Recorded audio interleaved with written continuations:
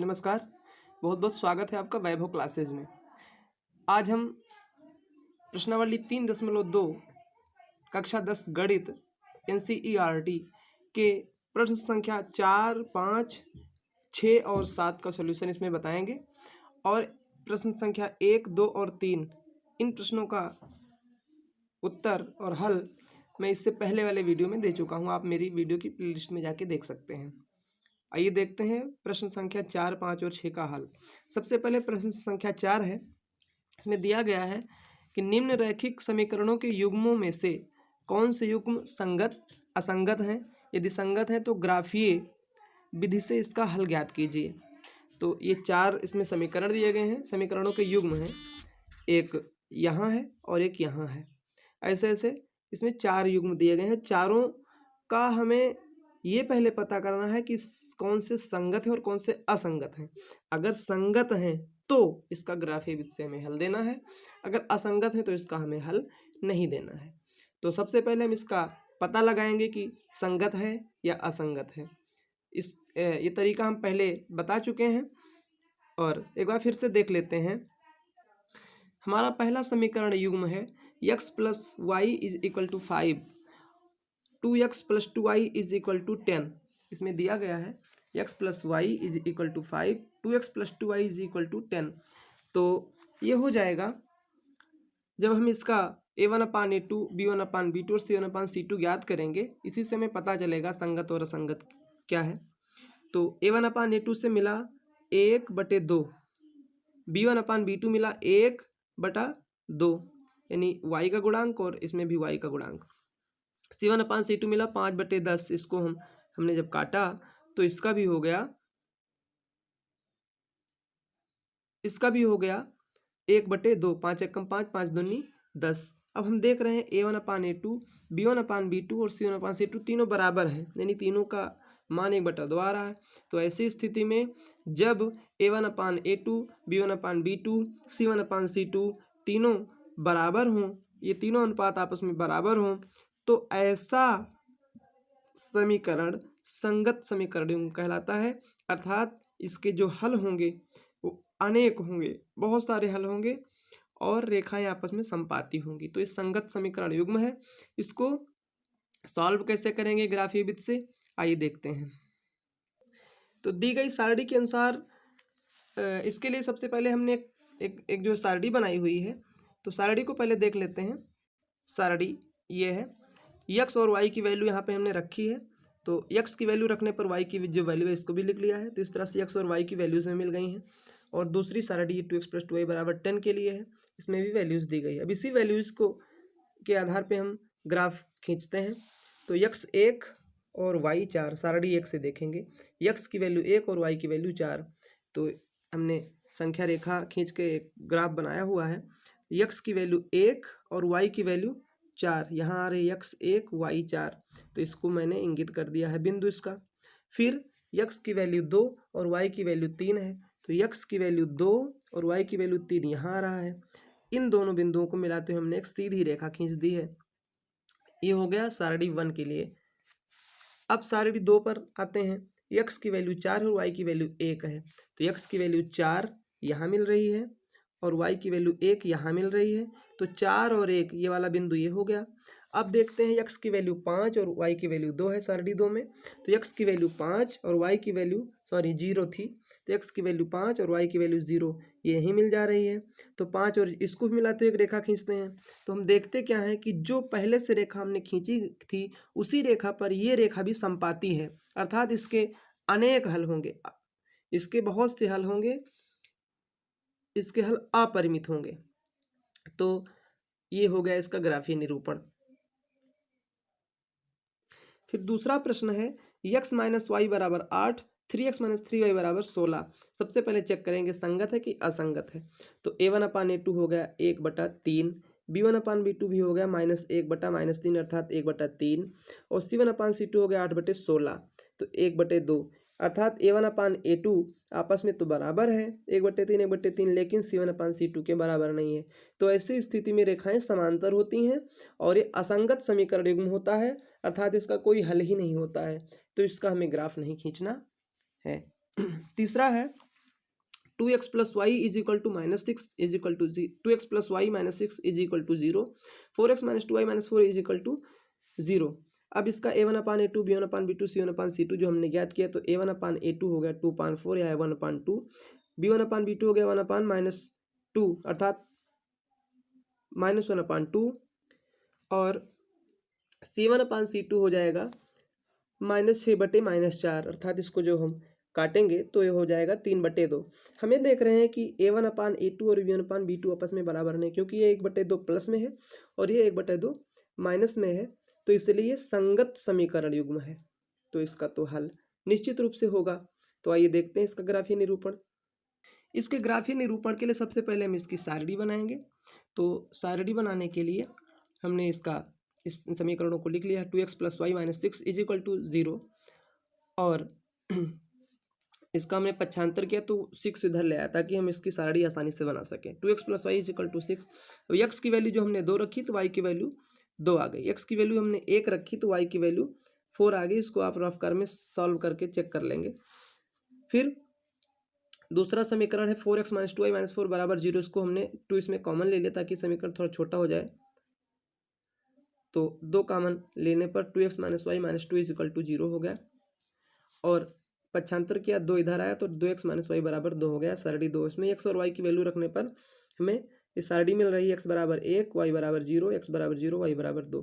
अब इसी सारणी के बेस पर हम ग्राफीय निरूपण इसका करेंगे। देखते हैं ग्राफ। x और की वैल्यू पहले देखते हैं। x की वैल्यू 2, y की वैल्यू 2, सारणी 1 से x की वैल्यू 2 और y की वैल्यू 2, ये हो गया 2 और 2। फिर x की वैल्यू 1, y की वैल्यू 4, x की वैल्यू 1 और y की वैल्यू 4, ये बिंदु हमने ले लिया। फिर इन दोनों बिंदुओं को मिलाते हुए हमने ये सीधी रेखा खींच दी है। अब सारणी 2 पर आते हैं। x की वैल्यू 1, y की वैल्यू 0, तो x की वैल्यू 1 यहाँ और y की वैल्यू 0, ये बिंदु x की वैल्यू 1, y की वैल्यू 0।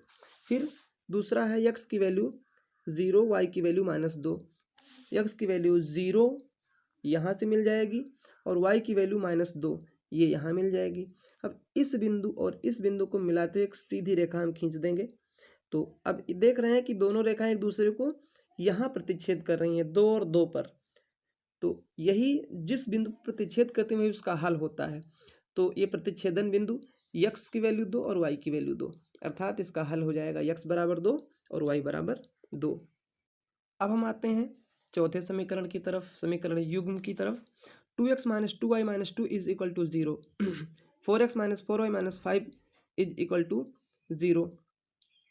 तो हो जाएगा इसमें जब हमने 2x और -2y माइनस 2 बराबर 0 और दूसरा समीकरण जो था इसके बेस पे हमने जब निकाला a1/a2 तो हो गया 1/2, 2/4, इसको काट के हमने छोटा किया 1/2 हो गया।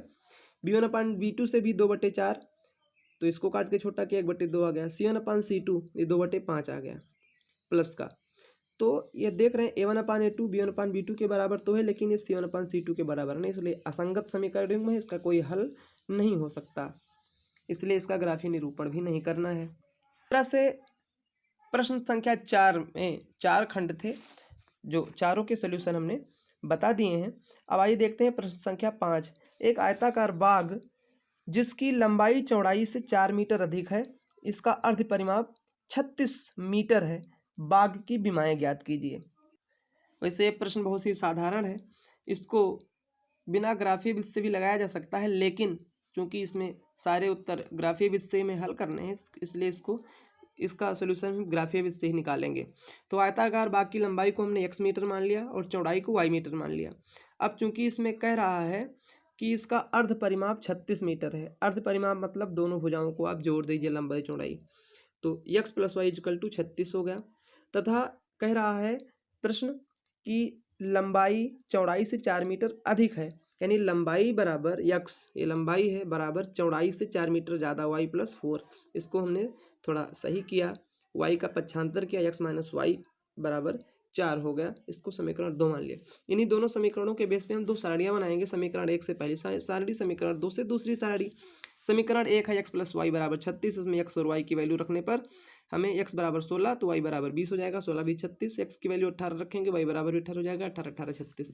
सारणी 2 देखते हैं, x माइनस वाई बराबर 4, इसमें x की वैल्यू जो हम 5 रखते हैं तो y की वैल्यू 1 मिल जाती है, 5 में से 1 निकलेगा 4, x की वैल्यू 6 रखते हैं तो y की वैल्यू 2 मिलती है, 6 में से 2 निकलेगा 4। तो इस तरह से दो सारणियाँ बन गई, इन्हीं दोनों सारणियों की जो वैल्यू है इसी बेस पे हम इसका ग्राफ खींचेंगे और हमें आंसर मिल जाएगा। ग्राफ खींचने के लिए हमें संख्याओं की आवश्यकता थी, अधिकतम सबसे बड़ी संख्या 20 थी उसमें, तो हमने यहाँ पे इस तरह से संख्या इस तरह से रखा है संख्या रेखा पे कि हमें 20 मिल जाए, तो मिल रहा है हमें, और इसमें इसमें भी। तो अब देखते हैं सारणी में है 16 और 20, तो 16 और 20 हमने लिया है, ये 16 यहाँ और 20 यहाँ, x 16 y 20, 16 और 20 का ये बिंदु आ रहा है यहाँ। फिर हमने लिया है बिंदु 18 18, तो x है 18 और y भी है 18, और 18 और 18 का बिंदु यहाँ आ रहा है। इन दोनों बिंदुओं को मिलाते सबसे पहले हमने ये वाली सीधी रेखा खींची थी। अब दूसरी सारणी है 5 और 1, x 5 और y 1, तो x पर 5 यहाँ है, इसमें चूंकि हमने 2 2 का अंतराल लिया था तो 2 4 6, 4 और 6 के ठीक बीच में 5 आएगा, तो ये 5 यहाँ हो गया, और 1 5 और 1 लेना था, तो 1 0 से 2 के बीच में 1 है यहाँ, ये बिंदु हो गया 5 1 वाला। फिर दूसरा बिंदु है 6 और 2, तो 6 है यहाँ और 2 है यहाँ। फिर इन दोनों बिंदुओं को मिलाते हुए मैंने एक सीधी रेखा खींच दी है, और दोनों रेखाएं एक दूसरे को यहाँ पे प्रतिच्छेद कर रही हैं। अब इस बिंदु को हम चेक करेंगे कौन सा बिंदु है। देख रहे हैं ये बिंदु है जहाँ मिल रही है, ये 18 और 18 जो लिखा हुआ है इस बिंदु का है, 18 और 18 इस बिंदु का है, और ये बिंदु जो मिल रहा है आप देख रहे हैं 16 और 20 का है, ये 20 और इस 16, तो x की वैल्यू हो गई 16 और y की वैल्यू हो गई 20, अर्थात लंबाई हो जाएगी 16 मीटर और चौड़ाई हो जाएगी 20 मीटर। आयताकार बाग की लंबाई 16 मीटर और चौड़ाई 20 मीटर। ये हो गया प्रश्न संख्या 5 का उत्तर। अब बढ़ते हैं अगले प्रश्न की तरफ। प्रश्न संख्या 6, प्रश्न संख्या 6 है, एक रैखिक समीकरण 2x प्लस 3y प्लस 8 बराबर 0 दी गई है। दो चरों में से एक ऐसी और रैखिक समीकरण लिखिए ताकि प्राप्त युग्म का ज्यामितीय निरूपण जैसा कि प्रतिच्छेद करती हूँ, समांतर रेखाएं हूँ, संपाती रेखाएं। मतलब एक समीकरण आपको दिया गया है और दूसरा इसका युग्म प्राप्त करना है, दूसरा इसका जोड़ा हमें फाइंड करना है। इसी बेस पे किस तरह से, जब रेखाएं प्रतिच्छेद करती हूँ, समांतर हूँ और संपाती हूँ, तो सब तीनों के लिए अलग अलग 3 समीकरण मिलेंगे हमें, और तीन समीकरण ही नहीं मिलेंगे, अपने अनुसार इसमें बहुत से समीकरण बन सकते हैं। तो देखते हैं कैसे। तो एक दिया गया है, जो दिया गया समीकरण है 2x प्लस 3y माइनस 8 बराबर 0। पहली शर्त है रेखाएं प्रतिच्छेद करती हूँ, तो प्रतिच्छेद करने के लिए आवश्यक है कि a1/a2 और b1/b2 दोनों बराबर ना हो। हमें कुछ एक ऐसा समीकरण इसी के संगत लिख लेना है जब a1/a2 और b1/b2 बराबर ना हो। तो 2x प्लस 3y माइनस 8 है, दूसरा समीकरण हमने ले लिया 3x प्लस 4y माइनस 5। इस पर हम देख रहे हैं a1/a2 हो जाएगा 2/3, b1/b2 हो जाएगा 3/4। तो a1/a2 b1/b2 के बराबर नहीं है, इसलिए ये दूसरा समीकरण हमारा ये हो सकता है। आप अपने अनुसार दूसरा समीकरण भी लिख सकते हैं, बहुत से इसके आंसर हो सकते हैं। रेखाएं समांतर होने के लिए a1/a2 और b1/b2 का बराबर होना आवश्यक है, लेकिन वो c1/c2 के बराबर ना हो। तो इसके लिए हमने एक समीकरण ले लिया है इसी के संगत 4x प्लस 6y माइनस 9। इससे हमें मिल जाएगा a1/a2 मिल जाएगा 1/2, 2/4 यानी 1/2, और 3/6 यानी 1/2, 1/2 और c1/c2 बराबर नहीं होना चाहिए। यहाँ -8 था, हमने यहाँ -9 ले लिया है, 9 ले लिया है c के जगह पर। तो ये c1/c2 हो जाएगा -8/9 -9, तो हो जाएगा a1/a2 b1/b2 दोनों बराबर और c1/c2 के बराबर नहीं, इसलिए दूसरा समीकरण ये हो सकता है। इसके अलावा आप अपने मन से भी दूसरा भी लिख सकते हैं, इसके बहुत से हल हो सकते हैं। रेखाएं संपाती हों। रेखाएं संपाती होने का मतलब है कि A1/A2, B1/B2, C1/C2 तीनों बराबर हों। तो एक जो हमारा समीकरण दिया गया है 2x + 3y - 8, इसी का हमने 2 से मल्टीप्लाई करके पूरे इक्वेशन में हमने दूसरा समीकरण फाइंड कर लिया 4x + 6y - 16। तो इसमें हमें मिल जाएगा A1/A2 1/2, B1/B2 भी 1/2 और C1/C2 भी 1/2 मिल जाएगा। इस तरह से तीनों चीज़ें बराबर हो जाएंगी A1/A2, B1/B2, C1/C2। तो जब A1/A2, B1/B2, C1/C2 तीनों बराबर रहें तो रेखाएं संपाती होती हैं तीनों अनुपात बराबर होने पर। इस तरह से इसका ये हल हो गया। अब बढ़ते हैं प्रश्न संख्या 7 की तरफ, जो कि है समीकरण x - y + 1 = 0 और 3x + 2y - 12 = 0 का ग्राफ खींचना है। और ग्राफ खींचने के बाद में x अक्ष और इन रेखाओं से बने त्रिभुज के शीर्षों के निर्देशांक ज्ञात करने हैं और जो त्रिभुज बनेगा उसको हमें छायांकित भी करना है, अर्थात त्रिभुजाकार पटल जो बनेगा उसको हमें छायांकित भी करना है। कैसे करेंगे? सबसे पहले हम ग्राफ के आधार पे एक सारणी बनाएंगे, दोनों समीकरणों के आधार पे 2 सारणियां बनाएंगे, फिर उसके आधार पे हम ग्राफ बनाएंगे। तो पहला समीकरण था x - y + 1 = 0। इसको मैंने थोड़ा सा और सरल कर लिया, 1 को इधर ले आए, x - y = -1 हो गया। इसके बेस पे हमने एक सारणी बनाई x और y की वैल्यू को रख करके। तो x की वैल्यू 0 रखा, y की वैल्यू 1 मिल गई, x की वैल्यू 1 रखा, y की वैल्यू 2 मिल गई। दूसरा समीकरण था 3x + 2y - 12 = 0। x की वैल्यू जब मैंने 0 रखा तो y की वैल्यू 6 मिल गई, और x की वैल्यू जब मैंने 2 रखा तो y की वैल्यू हमें 3 मिल गई। तो इस तरह से x और y के मान यहाँ पे मिल रहे हैं दोनों सारणियों में। अब इसी आधार पे हम ग्राफ खींचेंगे। तो देख रहे हैं ग्राफ सारणी 1 से x 0 y 1, तो x 0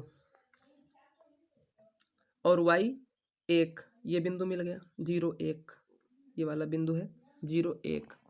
फिर 1 2, x पर 1 और y पर 2, x पर 1 ये है और y पर 2 ये है।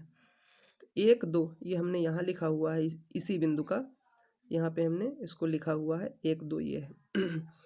फिर इसको मिलाते हमने एक सीधी रेखा खींच दी है, ये रेखा। फिर दूसरी सारणी x 0 y 6, तो x पर 0 और y पर 6 ये बिंदु मिल गया। फिर x पर 2 y पर 3, तो x पर 2 और y पर 3 ये बिंदु मिल गया, x 2 और y 3। इसको मिलाते हैं भी हमने एक सीधी रेखा खींच दी है। अब दोनों रेखाएं एक दूसरे को इस बिंदु पर प्रतिच्छेद कर रही हैं। इसका यह है 2 और 3 जो पहले से लिख रखा है, यही बिंदु, ये 2 3 है। तो अब एक त्रिभुज बन रहा है। x अक्ष, प्रश्न में कहा गया था कि x अक्ष और ये रेखाएं जो बनी हैं इनसे जो त्रिभुजाकार पटल बन रहा है उसको छायांकित करना था। इसको हमने छायांकित कर दिया, यही त्रिभुजाकार पटल है। उसके शीर्ष देखते हैं क्या है।